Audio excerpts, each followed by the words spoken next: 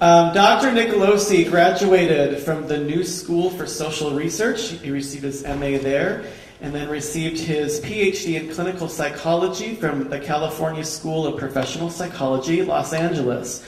He's a licensed psychologist in California. Dr. Nicolosi is one of 3 founding members and former president of the National Association for Research and Therapy of Homosexuality, NARTH. He's a published author, international speaker, and has appeared on several radio and television shows, including Focus on the Family and Dr. Phil. And just from a personal standpoint, from Outpost perspective, we're just so grateful for Dr. Nicolosi. He really laid so much of the foundation that we as a ministry have then been built on in this area. And so we're very, very grateful to him, very thankful for the work that he's done and the work that he continues to do. So with that, I will welcome Dr. Joseph Nicolosi. Thank you. Thank you. All right. Well, many of you are here, probably you're here because you were personally touched by the question of, or the issue of homosexuality. Most people would rather not think about homosexuality unless something happens to them, either directly or indirectly, that causes you to consider the condition. What I want to do tonight is talk about the cause of homosexuality, specifically the male condition, and we're going to be looking at the family dynamics that created the condition. And I know that there are maybe some mothers and fathers here, parents, and so this is not to be critical, not to make parents feel guilty or responsible. These are family dynamics that people unconsciously participate in. And even though we've worked with many, many parents, no mother or father ever wanted their child to have to deal with homosexuality. So try to understand that this is about information and not blame, of course. To begin with, homosexuality is not a sexual problem, it's a gender identity problem. That's the foundation of the same-sex attraction. Homosexuality is not about sex. It's about a person's sense of himself, about his relationships, how he forms and establishes relationships, his self-identity, his self-image, personal shame, his ability to sustain intimacy. Homosexual behavior is always, my wife says, be careful when you speak publicly, don't speak in absolutes. I'm saying homosexual behavior is always prompted by an inner sense of emptiness. I remember working with a physician after a couple of sessions, you know, the client always comes in wanting to deal with this homosexuality, and it turns out that we don't even talk about the homosexuality, we talk about everything else. And he said to me, after a couple of months of therapy, he said to me, I realized that the good news is that I don't have a sexual problem, the bad news is that my problem is everything else. But he's absolutely right. To go over the details of it, the 4 gay myths, 10% of the population of homosexuality, not true. It's really 1.5% to 2%. 10% has been promoted by Kinsey, 1950s. It turns out that Kinsey himself was a homosexual. Of course, that was never talked about. And it was picked up by the gay press. The gay activists were working with some people in the media, and they came up with 10%. In fact, recently we came across a meeting of gay and lesbian professionals, and Charles Silverstein said, well, we were working with some reporters, and we said 20%, and the reporter said, no, that's too high. And we said, well, 3%, no, how about 10%? And the reporter said, yeah, 10% sounds good. And that's how they came up with 10%, and people have been believing 10%. You're born gay. That's one of the foundational myths of the homosexual, the gay movement. And they've been promoting the gay gene. 1991, Simon LeVay was supposed to have found biological evidence. I can tell you that there is no evidence, no conclusive evidence for a biological or a genetic foundation of homosexuality. Once gay, always gay. This is another fundamental principle of the gay movement. And this is why testimonies of individuals who have come out of homosexuality is such a threat to the gay movement. Because when an individual says, I was once homosexual and now I'm heterosexual, that is a fundamental challenge to the agenda, because many public opinion studies show that if people believe gays are born this way, they're more likely to accept the homosexual. But if there's any possibility of choice, then the acceptance of gays diminishes. Homosexuality is normal in every way, and this is another fundamental. It's just a question of taste. It's like vanilla or chocolate. There's nothing wrong except preference.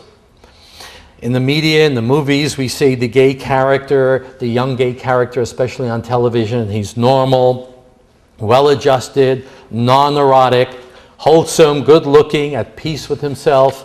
It's usually the heterosexual guy who's insecure and anxious about his sexuality. Tolerance versus approval. A very important distinction. We're living in a culture of sound bites.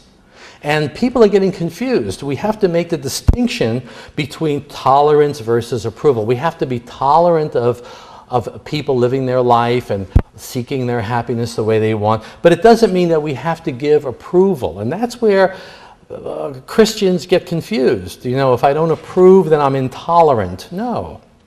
We make the distinction and talk about informed disapproval. Informed disapproval does not mean homophobia. Phobia means irrational fear of. We're not talking about irrational fear.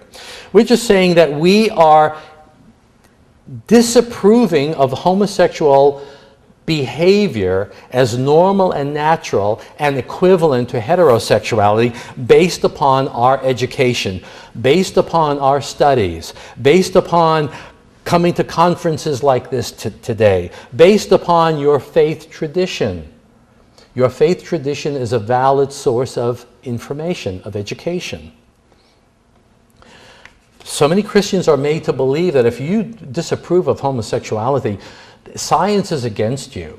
You know, you have religion, which is just a belief system, and then you have science. I can tell you the science supports biblical teachings on homosexuality. Gay versus homosexual. It's very important for us to make the distinction between these two words, because gay activists would have us believe that gay and homosexual are synonymous. So if you're debating, if you're talking to someone, know the difference between these two terms. Gay is a social, political identity. It's basically saying homosexuality is normal and natural for me. That's a gay identity.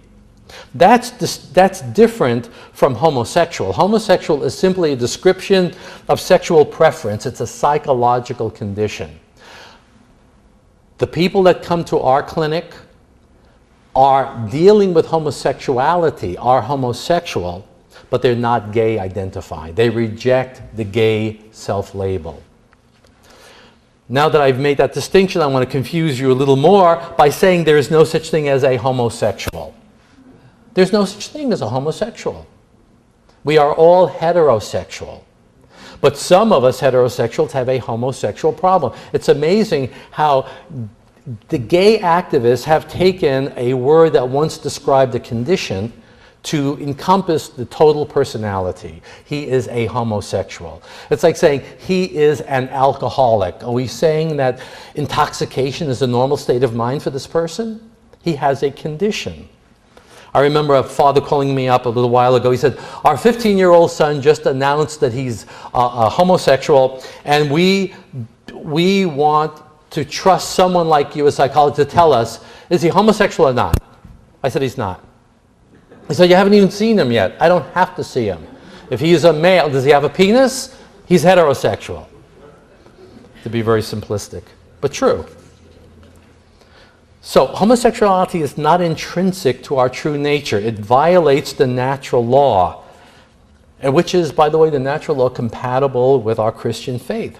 Even some of our church leaders are actually confused and believe God made two kinds of people, homosexuals and heterosexuals. No. Homosexuality as a gender identity disorder. In the treatment of our clients, we always go back to this. And they lose sight of it sometimes. Two gay men are standing on the street corner, and a beautiful woman walks by. And one gay guy says to the other, it's moments like this that I wish I was a lesbian. Because he's confused, you understand? We could lighten it up, folks. All right? It's going to be a long night, so let's get with it. So homosexuality is not about sex, it's about self-identity. Homosexuality is based in the masculine inferiority, and it's a striving to connect with a masculinity lacking within himself. All right, so let's go through the whole developmental process, okay, just for a few minutes. And I'll be focusing on the male homosexual condition, okay? I'm going to put the female creation, the lesbian formation aside for a while. Like all things feminine, it's more complicated to talk about. It's full of contradictions, so we're not going to get into that later. All right. People say, do you work with lesbians? I said, no, I only work with male homosexuals because lesbians have an irrational, when you work with them, they have an irrational anger toward men. And I get enough of that at home. Now there's too much laughter. Could we get a little more serious? It's getting out of hand here. Okay, so we start with, we're talking about the gender identity phase. The gender identity phase is from 1.5 to 3 years old. That's the time when the child, especially the boy, begins to notice that the world is divided between male and female. Until then, many studies, child studies, show that the child at the earlier age doesn't make that distinction. But now he begins to realize that the world is divided between male and female, and which one is he going to be? As Richard Green from UCLA said, or actually Robert Stoller, who was an early student of this, said masculinity is an achievement. And we have to understand that masculinity is an achievement. It doesn't come naturally. He's wired to be masculine, but he needs the support of the mother and the father and the culture to make that transition from identification with the mother to bonding with the father. And to do that, you need a mother who's willing to let the boy go and move beyond her sphere, and a father who is welcoming and supporting. And I use the word seductive, but in the sense of being interesting. Who is this guy? What is he about? I'm kind of like him. I want to connect with him. And so he leaves the mother and reaches out to the father. Now that's a challenge to all children, and the child goes through what they call an androgynous phase. The androgynous phase, androgyny means both male and female. The androgynous fantasy is that I can be male and female. I don't want to have to make a choice. I am special. That's the infantile narcissism. I am special, I can be both. And when you look at gay writings, you still see that. It's part of the gay agenda. It's not just civil rights. It's about transforming the distinction between male and female and blurring it and making it an option, making it up to the individual to determine if he wants to be male or female. He's wired for that masculine ambition, so he disidentifies with the mother and bonds with the father. Now, for our clients, the boy reaches out to the father and he experiences the father as not interested in him. Either the father is cruel, mean, or in most cases, just not emotionally present to the boy. So the boy reaches out, sees that the father is disinterested in him, and he has a collapse. He has a shutdown, deflation. We call that shame. He's been narcissistically wounded. And he essentially gives up his masculine strivings. He gives up. I can't connect with this guy. He is making me feel unworthy. I can't win him over. And this is the internalization. This is really the problem. The child is not saying there's something wrong with him. The child is saying there must be something wrong with me.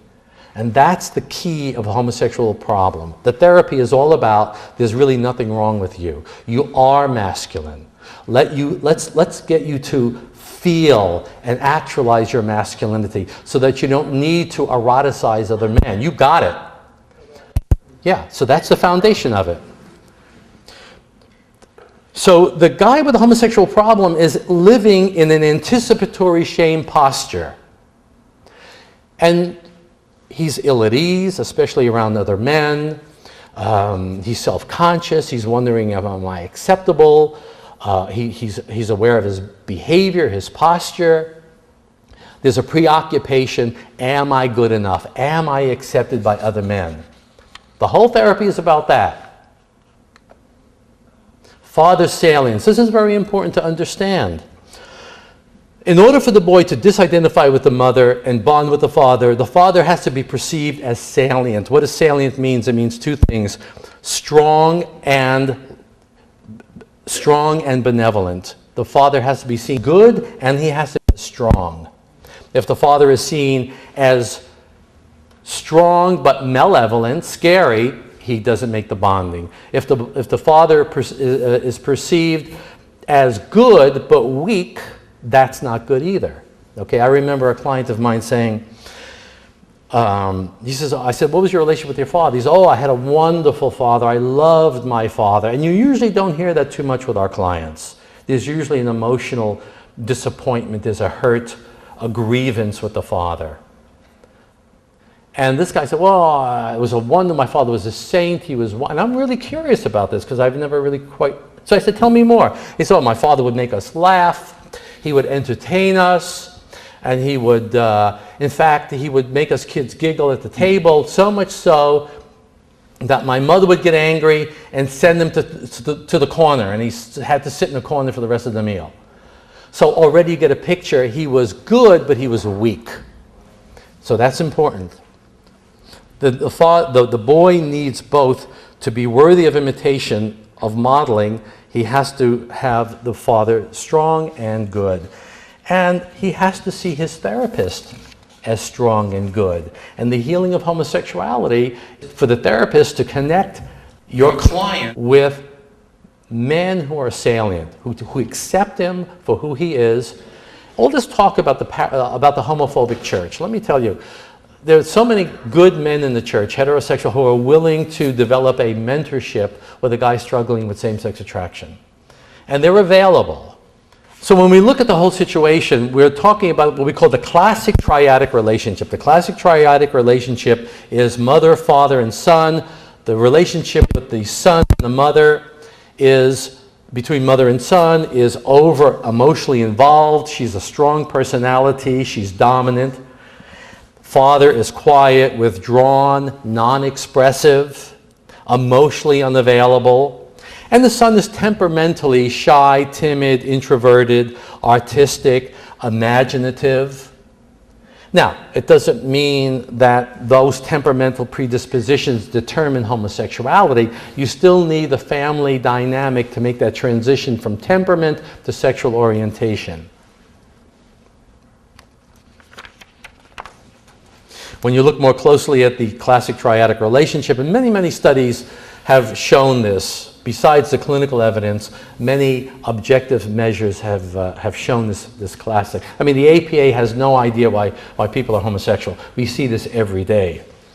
Within the classic triadic relationship, we see that mother and father had a poor communication, especially during that gender identity phase.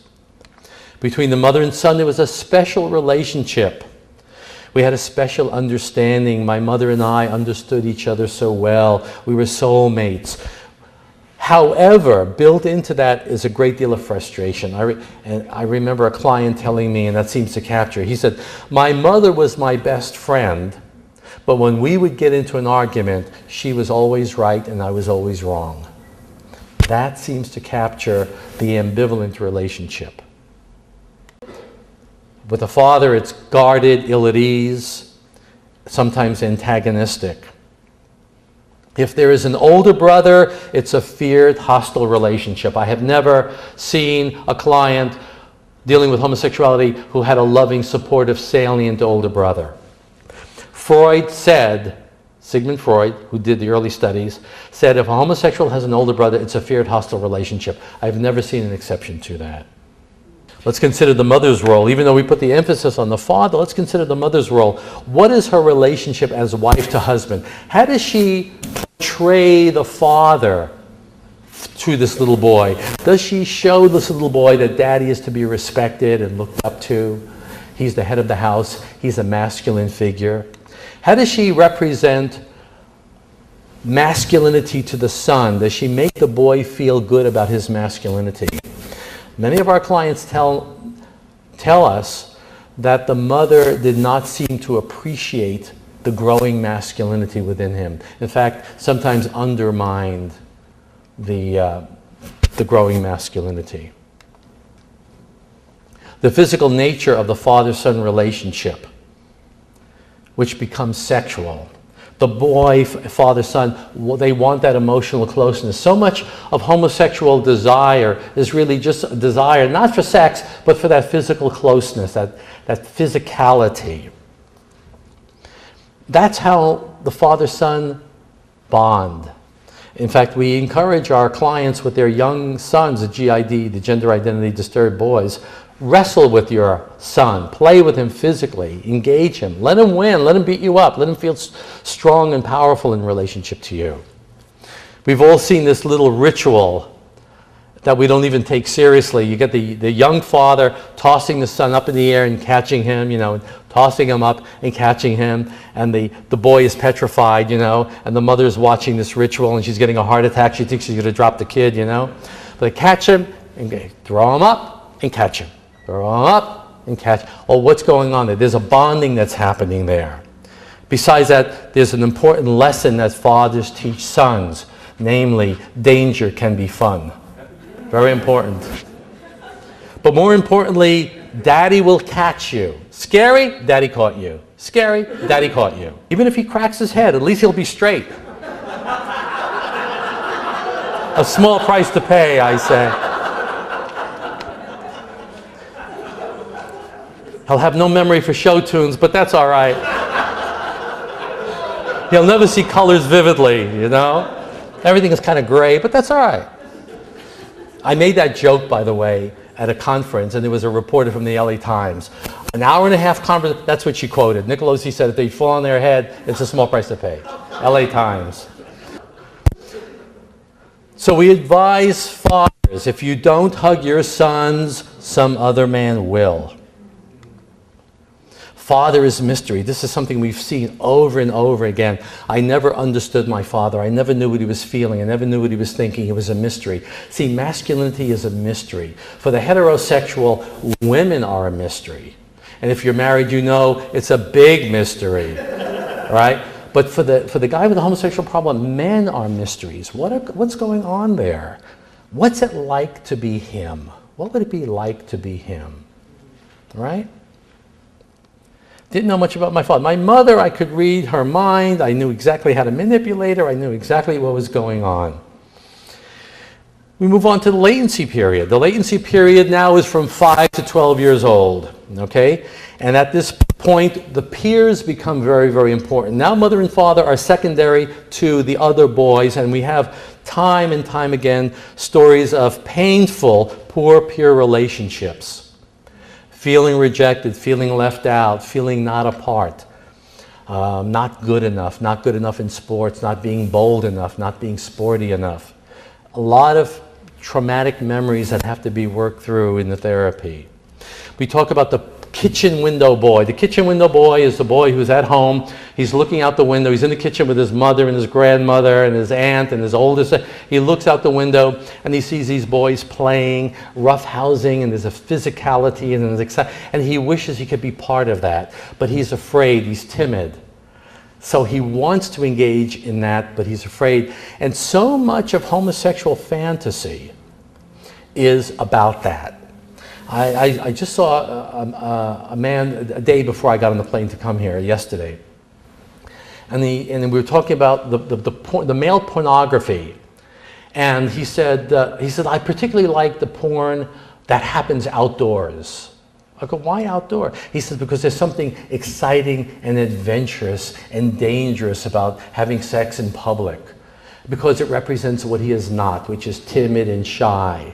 So the homosexual object, the person that they are homosexually attracted to, is the image of I wish I could be, but I'm afraid to be. So I have to secondarily connect with it. Cross-gender behavior. During this period of time, we see a lot of cross-gender behavior. Richard Green calls it the sissy boy syndrome, or gender nonconformity. Richard Green from UCLA. And it's a high prediction. Gender nonconformity, femininity is a high predictor of adult homosexuality, bisexuality, or transgenderism. Transgenderism is very serious. It's about changing sex change operations with surgery and chemotherapy and all kinds of changes to try to get the body to conform to the mind. Instead of trying to get the mind to conform to the body, they're doing it the other way around. And many studies show that these people are not particularly happy afterwards, but it's a big business. A meta-analysis is a study of all studies. Meta-analysis says that 75% predictor of gender non-conforming boys become homosexual, bisexual, or transgender. And we have the good little boy. This is the condition of the pre-homosexual boy. Very good, very polite, very mannered, very concerned about mommy's feelings, very concerned. So again, see, there's a shame. See, the shame, the feeling of unworthiness, creates a vigilance and the anticipation of being shamed. So I have to keep people happy. I have to get people to like me because I have this shameful part of me. And the shameful part of me is I'm not male enough. I'm not good enough. In fact, it's not just about gender. I am not good enough. When you really penetrate the idea behind homosexuality, I am not good enough. Good enough for what? I'm not lovable enough. I don't belong. And that's why we see, as little boys, they're very polite, very well-mannered, and then they grow up to be gay activists, and they want to break that good little boy mold. He feels anger, and he wants to rebel. This is why these words are very big in the gay community. Transgressive. We want to be transgressive. We want to be shocking. We want to be offensive. We want to be provocative. Have you ever seen a gay pride parade? It's outrageous. Right? It's like in your face. It's as if these were all little boys who had to be good and polite, and now they can just break out. Theater and acting is very much a part of this fantasy. Many studies show that the pre-homosexual boys into theater and acting, pretense, make-believe, pretend. I recall the case of the little boy came home from school once. He says, Mommy, he says, we're doing a play at school, and I'm playing the part of the father. The mother got very, very angry. She said, you go back and tell him you want a speaking part. The physical nature of heterosexual development, again, that physical contact is so important. Alienation from the body. Excessive modesty in boyhood. Exhibitionism in adulthood. I remember a client of mine saying, he says, you know, I remember I was about 7 years old and I was taking a bath and my mother and my aunt were giving me a bath and something happened with the water or the plug or something was with the water and they had to call my uncle in, and when my uncle came in, I covered up. He said, even then at 7 years old, I knew there was something wrong. Again, it goes back to that inferiority. He doesn't own his body. He doesn't own his body because he doesn't have the compartment of masculinity that matches his changing, developing male body. And so exhibitionism is a big part of adult homosexuality. What is exhibitionism? It's a desire to be seen. I want to be seen as a man by a man. That's the deepest desire. But I don't know how to do it personally. I don't know how to do it man to man, so I'm going to do it in a narcissistic way of being seen, which is the narcissistic flattery.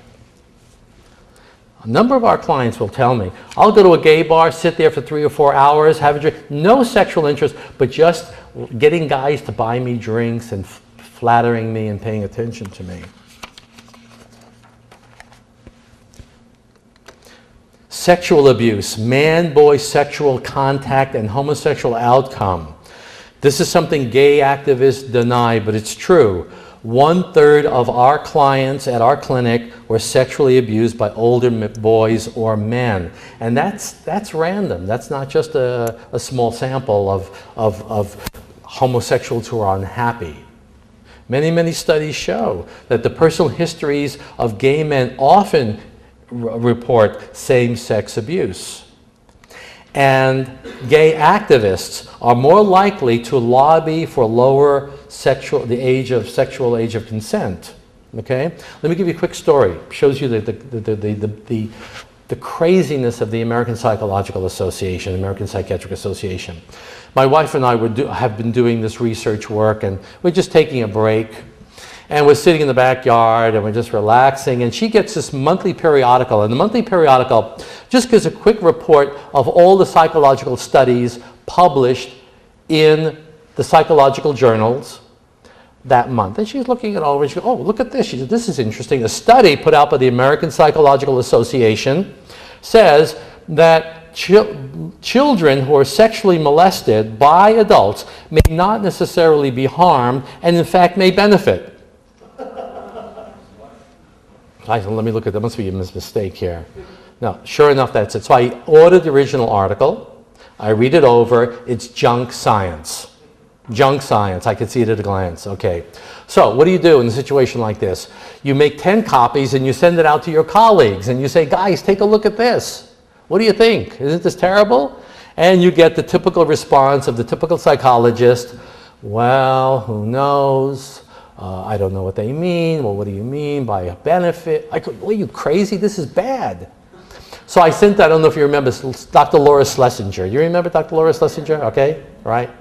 Okay. Half Italian, half Jewish. What a combo. 50% Jewish, 50% Italian, 100% narcissistic. What a gal. So she gets a look at this. She says, this is crazy. This is terrible. So she does on the radio. And the conservative radio stations pick it up. Fox News picks it up. APA says children are not harmed. And everybody gets excited. But the American Psychological Association refuses to change. That this is science. And we're sorry we're offending, and we're challenging your assumptions, blah, blah, blah, blah, blah. But we keep putting the pressure on. So much so that there is a congressional vote which unanimously condemns the American Psychological Association. They still hold firm.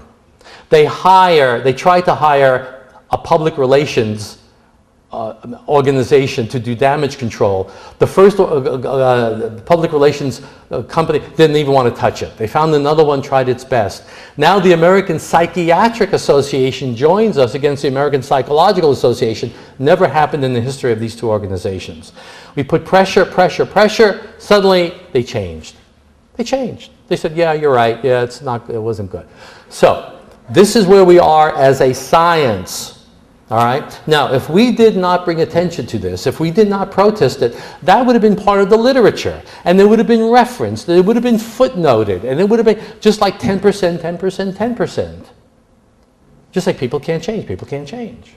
Let me tell you another story. The American Psychological Association takes the position that homosexuality cannot be changed through therapy. In fact, if you try to do it, you're probably creating harm. That's the conclusion of the American Psychological Association. If that's true, I'm out of business. All right? If you can change the homosexual through therapy, and if you try to change, you're going to create greater harm. Okay, how did they get to this conclusion?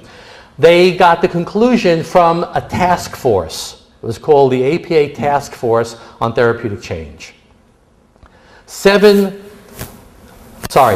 members of the task force. 8 members of the task force. How many were gay? Now, before you answer, remember this is a scientific organization. If 2% of the population is gay, and you got 8 members, and you want to be scientific, and you want to make sure there's no bias, how many should you have? Maybe half, right? Or 1? Right. Of the 8, 7 were gay. 7 were gay. And they were the ones who had to determine whether or not people can change. Now, think about it for a minute. To be gay, when you look at the literature, the coming out process, this is coming out of the closet. The coming out of the closet means this. And you see this over and over again. I wanted to change. I realized I had this problem. I was told I was going to go to hell, and I prayed and prayed and prayed. It didn't go away. And one day I met this person, my gay teacher, my gay pastor, my gay therapist, and I was told that this is how I am, this is normal and natural for me. And they had to, in order to get a gay identity, they had to grieve the possibility of ever being straight. In other words, before you can assume a gay identity, you have to let go the hope of ever being straight. That's very important. They gave up on themselves. They gave up on themselves. So these are the people who are going to judge whether or not other people can change. You understand? If I can't change, who's going to change, right? Important. The APA doesn't see this at all. Of course not. All right. So now we're moving into adolescence. We're talking about 12 years old and above. And we call it the erotic transitional phase. Until now, we haven't talked about sexuality at all. All we've talked about is gender identity. And it's around 11 to 12 years old when the client first identifies as same-sex attraction. I remember a physician, he was a surgeon, came to therapy with me, and he said, I remember the first homosexual moment I ever had. He was 12 years old. I said, tell me about it. He said, I remember we were taking a shortcut to school, and I was cutting through the gym, we were cutting through the locker room, and just then a teenager came out of the shower, he was wet and he was naked, and I said, wow. And that was my first homosexual moment. I said, tell me a little bit more in detail what that moment was. And I think he thought about it seriously for the first time in his life, because for him, that's it. He said, the thought was, wow, I wish I was him. That says everything. I wish I was him. It's erotic envy. It's eroticized envy. And that's what makes it fundamentally different from heterosexuality. The man is not envious of the woman's body or the woman envious of the man's body. It's complementary. There's a complementarity. Her femininity enhances my masculinity. My masculinity enhances her femininity. But with homosexuality, it's not complementary, it's compensatory. In fantasy, compensatory. Because in actuality, they never gain the lost masculinity because he's got the same problem I have. Homosexual behavior as a reparative drive. That's very important. That same-sex behavior is an attempt to repair, that's where we got the word reparative, childhood emotional hurts. And that is really good news for our clients who come in, because they come in, many of our clients are Christian, and we're telling them, look, it's not just simply a question that you're a pervert, degenerate, sinful person. Your homosexual behavior is your attempt to repair something you did not get in childhood, but that you deserved, that you needed. But that your homosexuality is not meeting those needs. It's not fulfilling the fantasy. That's why you're in therapy. Sex doesn't give you what you're looking for. And so it's a message of hope. When you look at it, the whole picture, can you see that? That's kind of hard to see. Yeah? So we have 4 phases real quickly. The gay claim is, oh, I was just born gay. But no, we have it. 4 phases. Relationship with mother. Can you see that? Is that hard to see? You can't see it. You don't care. Right? You're just listening. You're not even listening. All right? We'll quit early. Phase 1, the relationship with the mother. Early infancy. Intense but insecure attachment. The defense is dissociation. Phase 2, the boy moves on to the father, 1.5 to 3 years old. He does not make that masculine bonding. Phase 4, he eroticizes his peers, so now it's a homosexual problem. Phase 4, he assumes a gay identity. What's really very interesting is about 20 years ago, most of our clients were late 20s, early 30s. That was the majority of our clients. Today, about 50% of our clients are teenagers. Why? Because of the promotion of gay, gay, gay. And so they are assuming a gay identity quickly. And that kind of seals, if you will, the gay identity kind of seals the homosexual condition. And the homosexual condition is simply the result of masculine inferiority, which is a result of attachment to the mother and to the father. Associated features of male homosexuality is male gender deficit, as we've been saying, problems with assertion. In other words, they have difficulty being assertive and they use sexualization as a form of assertion, aggression towards self and others.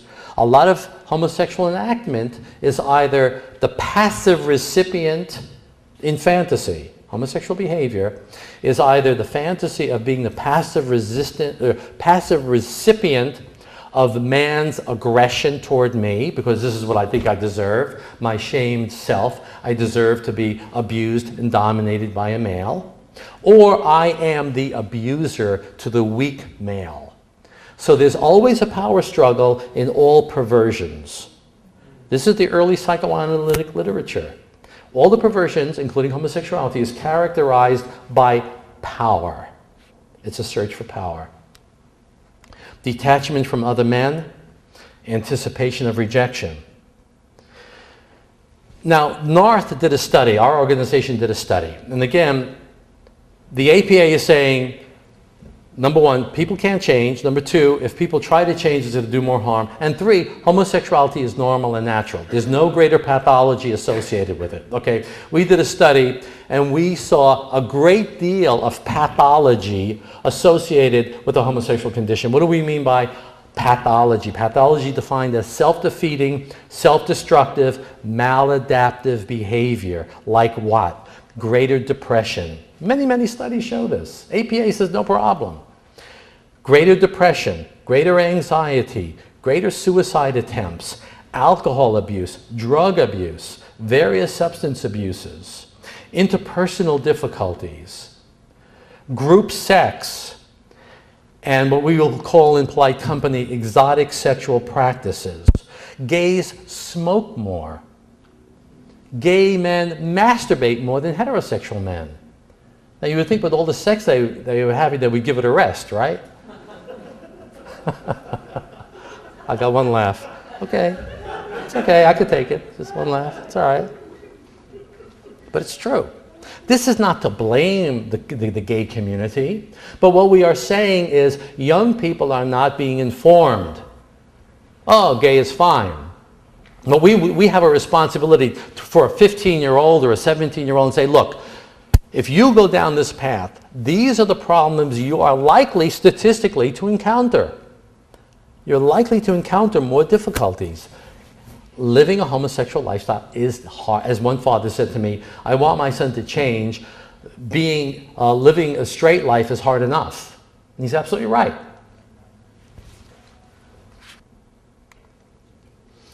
The failure of the male couple. Okay, let's look at male couples. We're talking about gay marriages, very big gay marriages. When you look at it very closely, we see the gay data. Let me just give you a quick one. McWhirter and Mattson. McWhirter and Mattson, 1984. But the reason why I mention that is because it's been duplicated over and over and over again by gay researchers, not by homophobes. Gay researchers investigate the relationships of gay men in relationship. And McWhirter and Mattson were two gays. One was a gay psychiatrist and one was a gay psychologist, and they were in a relationship with each other. And they were determined to prove that gays were capable of long-term sexual monogamy, sexual fidelity. And they went out and looked for 165 of the very best gay couples.